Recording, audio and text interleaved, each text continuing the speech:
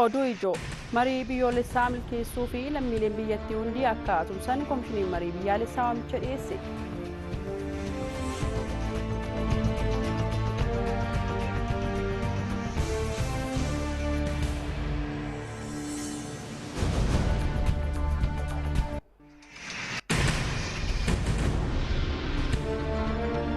Bulchiinsa magaalaa Sandaafaa bakkeetti dubartoonni gurmaa'uun hojiilee garaagaraa irratti bobba'uun hojjechaa jiran bu'aa gaarii argachaa akka jiran himan.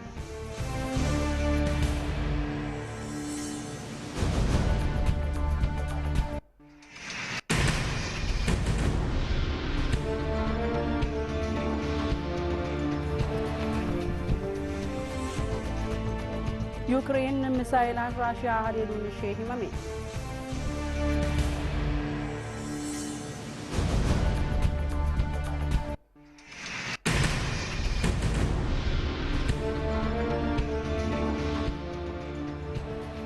Ashamaa akkam jirtu kabajamtoota daawwattoota keenya ETV Afaan Oromoo irraa oduu isaa kanaa qabannee dhufneerraa an hawwii taaffasaatii hanga dhumaatti waliin tura. Mariin dhimma nageenyaa irratti xiyyeeffatee uummataa hirmaachisuun magaalaa Bahar Daaritti taa'ameera. Walitti qabaan koomaand poostii magaalaa Bahar Daar Meejor Jeneraal Muluu Alam mariin kun magaalaa Bahar Daar jiraattotaaf mijooftuu taasisuu haala danda'u irratti kan xiyyeeffatee fi kanas dhugoomsuuf ammoo nageenyi waaraan akka barbaachisu eeruun hawaasni gama kanaan gahee sarraa eegamu ba'achuu akka qabu hubachiisaniiru. Rakkoo nageenyaa naannoo Amaaraa mudateen walqabatee lubbuu namaa fi qabeenyaarra miidhaan gahuun dhaabbilee tajaajilaa garaagaraa humna guutuun tajaajila kennuu dhabu rakkoon geejjibaa mudachuu fi sababa kanaanis hawaasni tajaajila wal'aansaa yaalaatii fi saaxilamaa jiraachuun waltajjii kan irratti ibsameera. Rakkoolee kanneen furuu fi nageenya yeroo ammaa magaalittii keessatti mul'atu cimsuuf akkasumas muffii uummataa walitti bu'iinsaa fi sababa ta'an furuuf tattaaffiin uummataa hirmaachisee akka barbaachisus himameera. Erga labsiin yeroo hatattamaa naannichatti labsamee asii magaalaa Bahar Daarii fi naannawaa isheetti haalli nageenyaa fooyya'uunis himameera.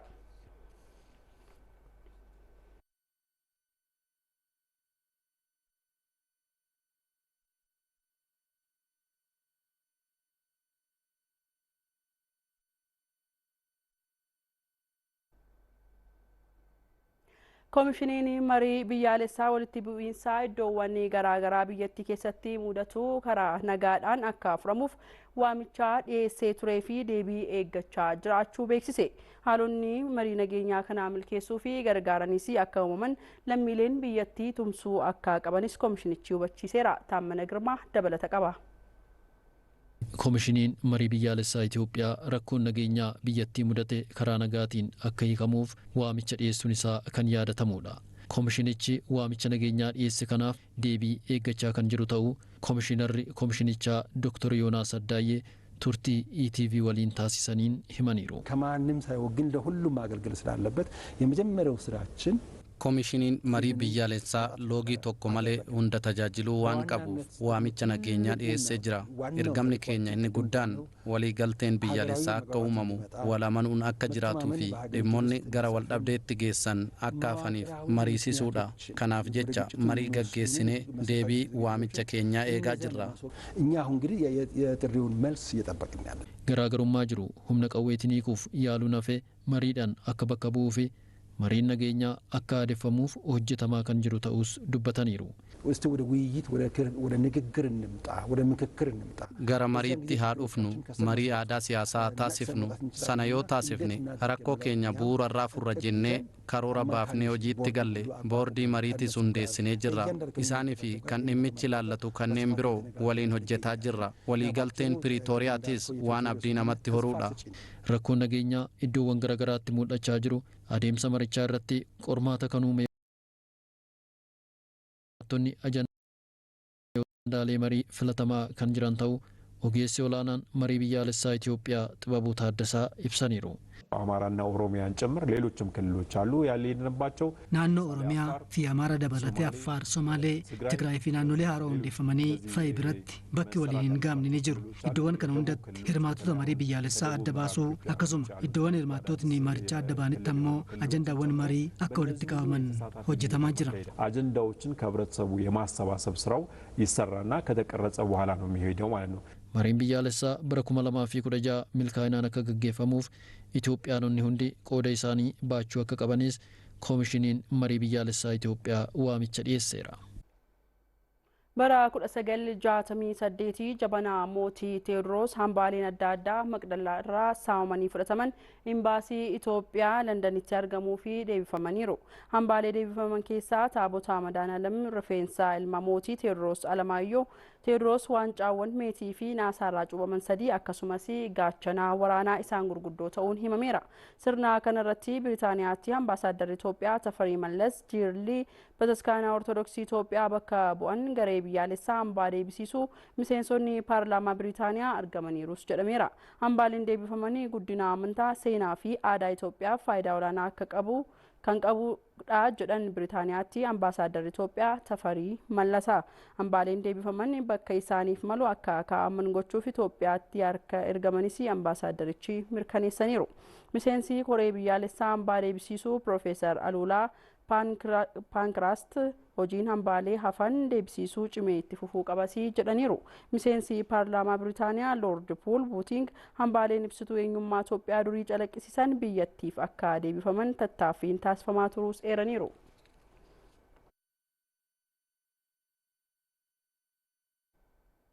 Itoophiyaan iddoowwan adda addaatti bakkeewwan hawwataa tuurizimii haaraa 5 kan ijaarsistu ta'uu ministeerri tuurizimii beeksise. Daarektarri quunnamtii uummataa ministeerichaa Dr. Alamaayyoo Itoophiyaan qabeenya kuufamaa tuurizimii qabdu amma barbaadamu hojiirra hin oolchine ittis hin fayyadamne jedhaniiru. Kanarraa ka'uunis mootummaan yeroo ammaa iddoowwan tuurizimii haaraa beeksisuun galii damicharraa argamu guddisuuf xiyyeeffatee hojjechaa akka jiru Dr. Alamaayyoon himaniiru. Tattaaffii taasifamaa jiru kanaanis yeroo ammaa lakkoofsi tuuristootaa biyya keessaa fi biyya alaa iddoowwan tuurizimii biyyattii daawwatanii dabalaa dhufuus himaniiru. Lakkoofsa tuuristootaa kana caalmaatti dabaluuf ammoo iddoowwan hawwata tuurizimii duraanii haaraa misoomsuun cimee itti fufuu akka qabu Dr. Alamaayyoon iddoowwan haaraa ijaaraman jiranis qaama hojii kanaa ta'uus ibsaniiru. Tajaajila oduu Itoophiyaatu gabaase. Bulchiinsa magaalaa Sandaafaa bakkeetti dubartoonni gurmaa'uun hojiilee garaagaraa irratti bobba'uun hojjechaa jiran dubartiin kamiyyuu hojjennaan jijjiiramuu waan dandeessuuf hojii tuffachuu hin qabdu jedhan. Sosochiin dubartoota ga'oomsuun hirkattummaa dinagdee jalaa baasuuf hojjetamaa jiru cimee kan itti fufu ta'uus waajjirri dhimma dubartootaa fi daa'immanii bulchiinsa magaalichaa beeksiseera. Dabalata qabna. Bulchiinsa magaalaa Sandaafaa bakkeetti dubartoonni 20 ta'anii gurmaa'uun mana baaburaa ofii isaanii hojjechaa jiru. Dubartoonni kunniin hojii walii qooddachuun hojjechaa jiraachuus himu. Kana malees hojii dabalataa biroo hojjechuufis qophiidha jedhu. Waldaan kun waldaa dubartootaatti jedhama. Dhimma dubartootaatiitu waldaa kanas nu ijaare. Yoo nu ijaaran illee mana homaa hin qabne warra homaa hin qabne jedhamee gootirraan amma gandaatti calalamee kanas ga'e kuni nama 20 ta'anii gurmoofne nama 20 kana keessaa namni 10 cirratti gurmoofne namni 10 immoo iyyuu midhaan galchuudhaan gurmoofne warri alaa dhufee bitatu hin bitataan biratti daakkata gara biraan deemanii nurra bitatan asumatti daakkachaa jiran. Kan gurmoofne baabura irrattidha. Baabura daakuudha. Midhaan isa sumaa qabna.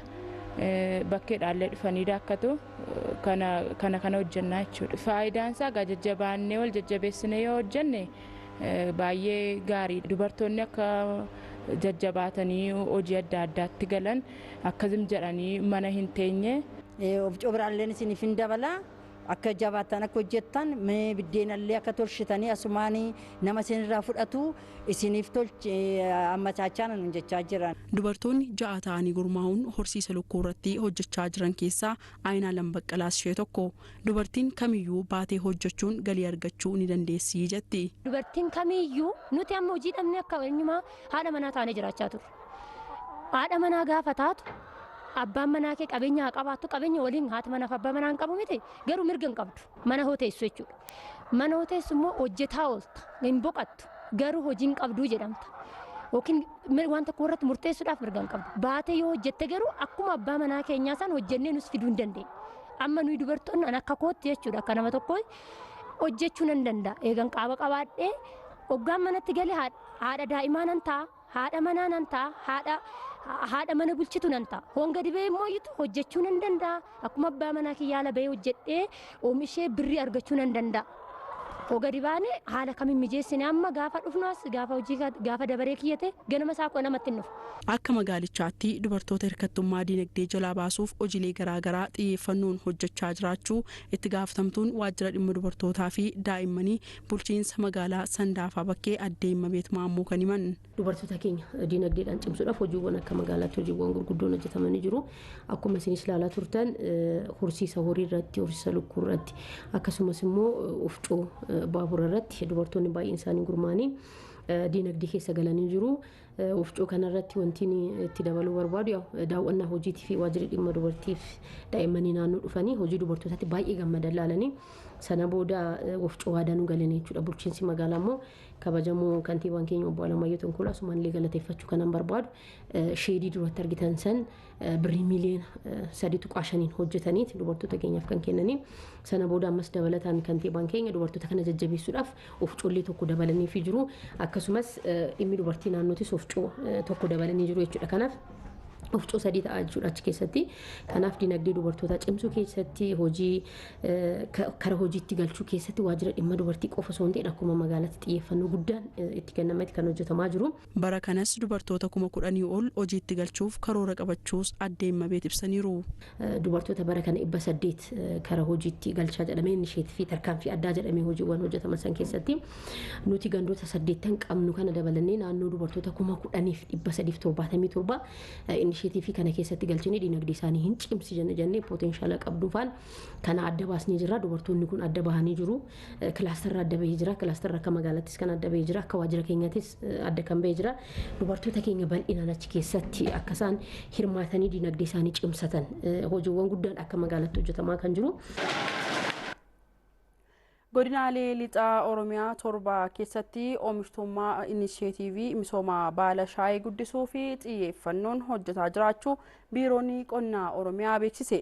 Ogeeyyota qonnaa godinaalee lixaa Oromiyaa 7 irraa walitti dhufanii fi baala shaayii qixaa fayyadamuun misoomsuun faayidaa damicharraa argamu guddisuun haala danda'amu irratti magaalaa Mattuutti leenjiin kennameera. Gabaasa kominikeeshinii godinaa Iluu Abbaa Boorraa Nugee Awwaayyoo Kafaniitu dhiyeessa. Godina Iluu Abbaa Booritti qindeessummaa biiroo qonnaa Oromiyaatiin leenjiin akkaataa misooma baala shaayii babal'isuun oomishtummaa isaa guddisuun danda'amu irratti ogeeyyota qonnaa godinaalee lixa Oromiyaa 7 kennameera. Biiroo qonnaa Oromiyaatti daayireektarri misooma bunaa fi shaayii obbo Tasfaayee Abbooshee agirooikolojiin godinaalee lixa Oromiyaa misooma baala shaayiitiif mijaa'aa waan ta'eef godinaalee kanneenitti misooma baala shaayii babal'isuun galii misoomni baala shaayii dinagdee biyyaa keessatti qabu dachaan dabaluuf hojjetamaa jiraachuu himaniiru. Biiroon qonnaa Oromiyaa bara kana lafee hektaara 30 irratti biqiltuu baala shaayii miliyoona 400 olii dhaabuuf xiyyeeffannoon hojjechaa jiraachuu himan. Bara kana karoora guddaadha kan qabamee jiru gara hektaara 30 kun immoo biqiltuu baay'ee barbaada miliyoonii 400 ol barbaada. Isa kana egaa humna jiruun hundumtuu itti duulee hojii kana milkeessuu akka qabu waliin mari'achaadha kan jiru. Gara godinaalee biraattis Iluu Abbaa Booriitti Bunnoo Beddelleettis Jimmaattis akkuma kana buufatti biqiltuu shaayii dhaabanamee achittis qophaa yeroo ammaa keessattuu baranaa kaasee dhaabbiin eegaleetti kan jiru. Goota lamaasitti xiyyeeffannoo addaatiin hojiin gaariin hojjetamaa jira. Kun godinaalee lixa Oromiyaa irraa aanaa ogeessota dhufanidha hundumtuu isaan kana hubachiisnee isaan immoo kana fudhatanii gara aanaa isaaniitti yeroo deddeebi'an buufata bananii hojii kana keessa akka galan dhaaf. Itti gaafatamaan waajjira qonnaa godina Iluu Abbaa Boor obbo Ascannaaqii Admaasuu godinichaatti bara 2016 kanatti lafa hektaara 15,000 irratti biqiltuu baala shaayii miliyoona 200 misoomsuuf karoorfamee hojjetamaa jiraachuu himan. Miliyoona 200 fi miliyoona 4,900 fi 90 lafa hektaara 15,000 irraa bara 2016 biqilaa baala shaayii sirriitti qopheessine hin dhaabbiidhaaf hin qaqqabsiisnaa jennee xiiqiidhaaf kutannoodhaan hojicha jalqabneetu kan jiru jechuudha. Egaa godina keenya keessatti muuxannoon hojii misooma baala shaayiitiif waan jiruuf biiroon qonnaa Oromiyaas carraa kana fakkaatu nuuf kenne ogeeyyiin godinaalee kanarra jirtan asitti akka leenjii kana kan tiyooriis haa ta'u kan piraktikaaliis akka argattan taasisa. Leenjicha ogeeyyonni godinaalee lixa Oromiyaa 7 Wallagga Arfan Jimmaa Bunnoo Beddellee fi Iluu Abbaa Boor irraa hirmaataniiru. Leenjiin amma nuu kennames baay'ee nu si'eessa. Akka aanaattis immoo akka mootummaa aanaattis immoo bajeta guddaa xiyyeeffannoo itti kennuudhaan miliyoona 1.6 nuu qabaniiru. misooma shaayiitiif aanaalee baay'ee mijatoo jira waan ta'eef kana qophii guddaa qabna. Eegalee irratti fedhiin qonnaan bulaas baay'ee dursee jira. Amma erga leenjii kana fudhanneen booda waan nu rakkisu hin jiru. Hin milkeessina jennee qabannee jirra jechaadha. Mootummaan naannoo Oromiyaa kana nu qopheessee ogeessa keenya nama lama leenjii kanarraa ijoolleen akkaataa ciccitaatti qopheeffatan, akkaataa biqilaa itti dhaabannu, akkaataa itti kunuunsannu, akkaataa maanaajmentii isaa itti bulchuu danda'amu bal'inaan leenjii bu'aa qabu sirriitti fudhatamaa jira wanta ta'eef isa kana fudhannee gallee kan dura hojjannaa jirru irratti dabalannee yoo itti fayyadamne hojii kana milkeessa. Gabaasni kan waajjira kominikeeshinii godina Iluu Abbaa Boori. Dargaggeessi finxaaleeyyii dura dhaabbachuun tokkummaa nageenya biyyaa eegsisuu irratti murannoon hojjechuu qaba jedhame. Godina Arsii aanaa Loodee Heexoosaatti mariin nageenya dargaggootaa waliin gaggeeffameera. Gabaasa waajjira kominikeeshinii godina Arsii irraa nu qaqqabe Mangistuu akkuma akka ta'anitti dhiyeessa. Godina Arsii aanaa Loodee Heexoosaatti mariin haala nageenyaa ayyaana masqalaa fi irreechaa irratti xiyyeeffatee dargaggoota ambaasaadara nageenyaa hirmaachisee gaggeeffameera. Dargaggoonni waltajjicha irratti hirmaatanis jijjiirama qabsoo keenyaan argannee fayyadamaa taanee akka itti fufuu fi nageenya waaraa akka jiraatuu fi kutannoodhaan ni hojjannaa jedhan. Nageenyi wiirtuudha, ijoodha. Yoo nageenyi jiraate baanee galla. Yoo nageenyi jiraate xiyyeeffanna. Yoo nageenyi jiraate dubbanna. Yoo nageenyi jiraate dhunganna. Bakka nageenyi badetti maatii keenya dhabna, of dhabna, wal dhaburra, of qabaachuudha. Tokkummaan nu barbaachisaa, waliin hojjennaa, ayyaana itti aanu ayyaana masqalaati. Ayyaana masqalaa kanaan ilaalchisee waan garaagaraa uumamuu danda'a waan ta'eef nulleen qindoofnee tokkummaa keenyaan biyya teenya tana eeguun irraa eeggama jechuudha. Ayyaana lamaan of dura jiru kanaan wal qabatee kan nagaan geggeeffamu ni taasisnaa. Ayyaana hundaanuu rabbi nu hageechuu. Haala sirriidhaan nageenya ganda keenyaa sirriitti lootee galtuu fi gantuu nu keessa deemtee maqaa ganda keenyaa balleessituu fi aanaa keenyaa balleessitu akka irratti hojjannu jechuudha. Bulchaan aanaa Loodee Heexoosaa Alamaayyoo Raggaasaa humna jijjiiramaa kan ta'e dargaggeessi nageenya itti fufiinsa qabu akka jiraatuu fi tokkummaa fi qindoomina cimaa uumuun imala badhaadhinaa eegalamee dhugoomsuuf hojjechuu qabaa jedhan. Taaboonni hin jedhamu kan gumaan hin gaggeeffame jedhutti dursinee maalis hin deeggarru maalis cinaa dhaabbannu maal goonuu kan jedhu kana ambaasaadarroonni nageenya amma asitti jidduu kanatti argamtan kun wal geessitanii karaa guutuu ta'e gaafa 16 dursinee ganamarraa kaasnee qophii gahaa ta'e taasisuudhaan eegumsa gahaa ta'e taasisuudhaan ayyaanichi jalqaba hanga dhumaatti sirriitti uummanni keenya karaa nagaatiin kabajuu akka danda'u tumsa qaamolee nageenyaa wajjin godhumnu jiraatu hundasaa sirriitti karaa guutuu ta'een taasisuun baay'ee murteessaadha jechuudha.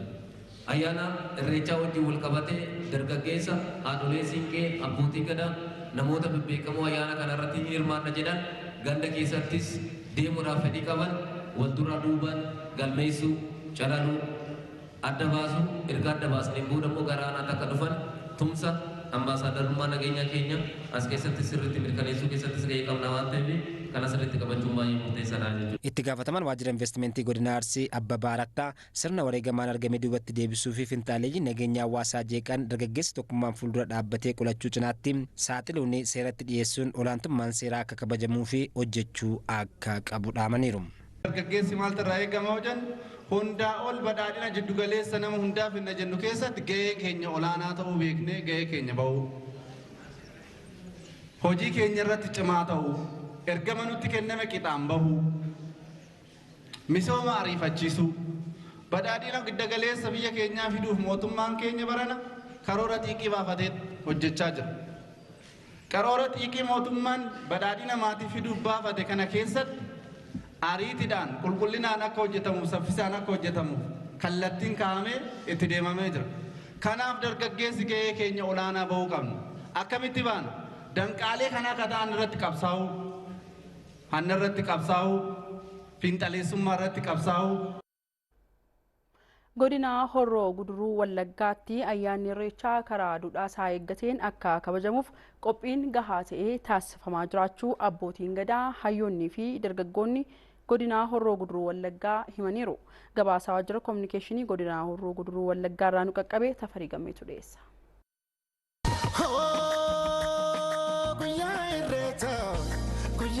irreecha yaa irreecha.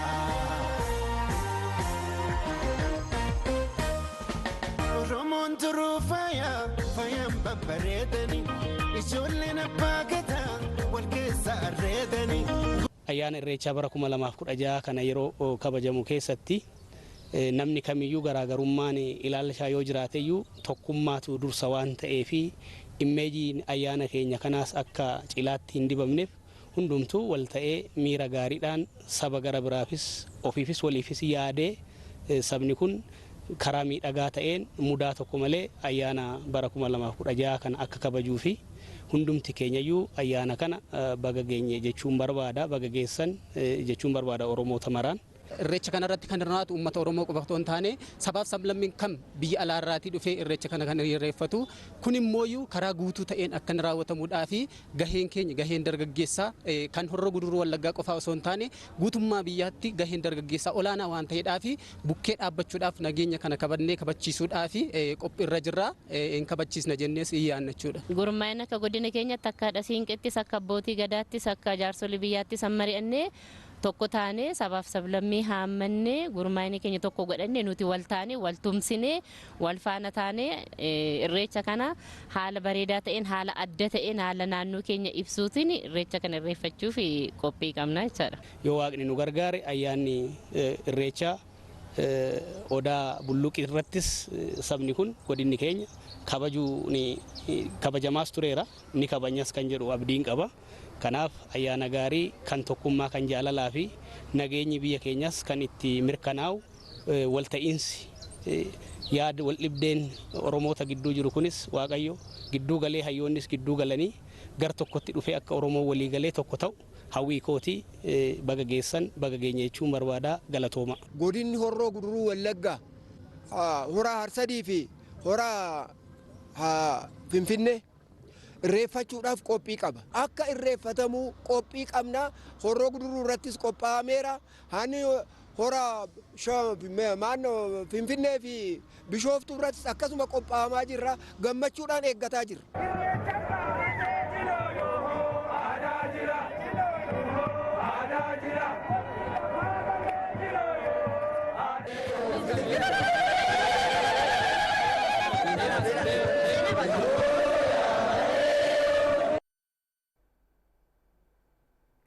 Naannoo Oromiyaa godina Arsii aanaa Heexoosaatti qonnaan bultuu Shaalloo Alamuu kompoostii qopheessuun oomishaa fi oomishtummaa ishee guddisuun cinatti kompoostii namoota birootti gurgurtee galii dabalataa argachaa jiraachuu dubbatti.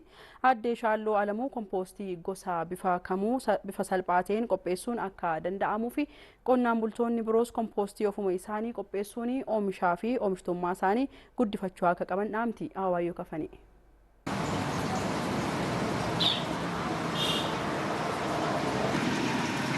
Duraan bootaan kun bootaan amma kanatti ilaaltanii akkasitti ilaaltan kun muka sun jedheetuma muka dhaabu. Muka sun jedhee muka san balleechatanan kan fireerraa nyaattu kan gaaddisa sii ta'u kan gurgurteerraa fayyadamtu isa dhaabe amma. Addee Shaalloo Alamuu godina Arsii aanaa Heexoosaa ganda Shaaqii Shararaatti hojiin ishee hojii qonnaati. Lafa maatiin isheef kenne irratti akkasuma lafa dabalataan namoota biroorraa waggaa waggaan kireeffattuu irratti oomisha oomishtuuf kompoostii ofumaa ishee qopheessituun fayyadamaa baasishee irrisaa bu'aa olaanaa buufachaa jiraachuu himti. Kompoostii gosa kamuus qopheessuu akka dandeessu himti. Kompoostii aynata sadii tan hojjedha. Kompoostiin aynata sadii kaminni yoo jette tokkoffaa kan lafarratti hojjetamu jira. Lammanni immoo yaa'e kan baa'oogaaziti. Sadaffaan barmi kompoostii jedhama. Kompoostii raammoo jechuudha. Kan barmi akkuma amma asitti argitan kana barmi kompoostii jedhama. Kompoostii raammooti.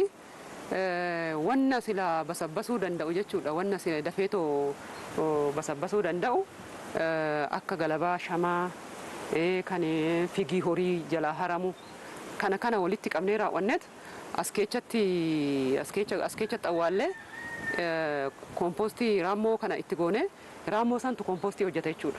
Kompoostii qopheessituu kana lafa oomisha ishee irratti guutummaan fayyadamaa jiraachuu himti. Kompoostii fayyadamaa jiraachuu isheenis oomishaaf oomishtummaan ishee dachaan dabaluu himti. Bitee tanan itti fayyadamaa jira malee lafa qonnaati illee baay'een qabu.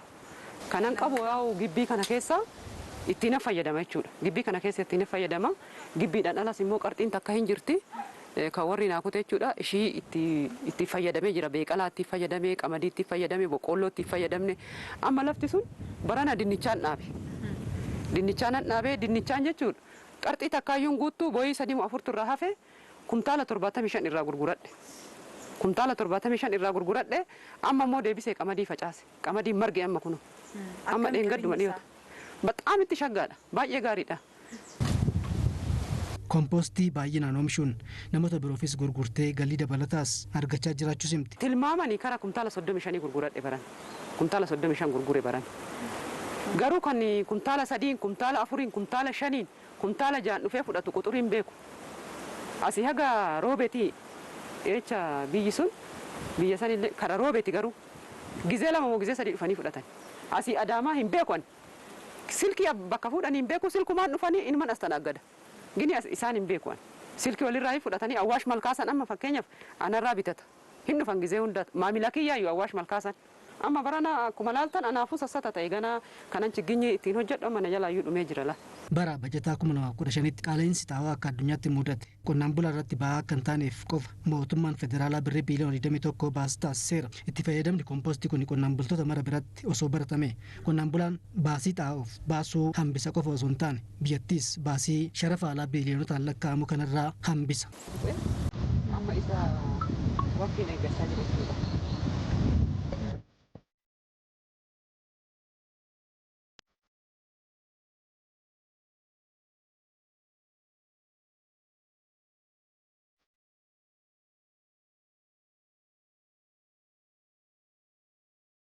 Daawwattoota keenya kan daawwachaa jirtan ETV Afaan Oromootii oduu maddeen alaarraa argannetti ammoo wayitaa dabarru Yuukireen misaayilaan Raashiyaa aleeluun ishee himame.